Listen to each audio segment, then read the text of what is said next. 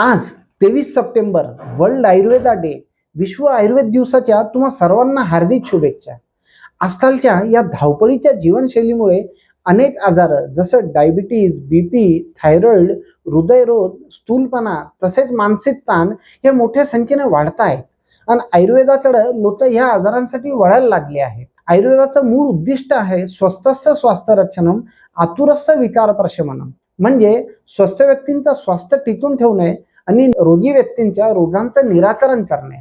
आयुर्वेदाने रोगच बरा होत नाही तर रोग होऊच नये यासाठी शरीर, मन आणि आत्म्याचं संतुलन राखला जातो। पर्सनलाइज आयुर्वेद ट्रीटमेंट हे आयुर्वेदाचं वैशिष्ट्य आहे, ज्यात व्यक्तीच्या प्रकृतीनुसार ही ट्रीटमेंट दिली जाते। आयुर्वेदात आहार, दिनचर्या, ऋतुचर्याद्वारे लाईफस्टाईल मॉडिफिकेशन केली जाते। आयुर्वेदिक औषधांच्या साहाय्याने तसेच शरीर शुद्धीसाठी पंचकर्म ही चिकित्सा करून आपल्याला निरोगी आयुष्य प्राप्त करून दिलं जातं। तर मित्रांनो, या जागतिक आयुर्वेद दिन निमित्त आपणही आयुर्वेदाशी जुळूया आणि खरं स्वास्थ्य काय हे समजून घेऊया।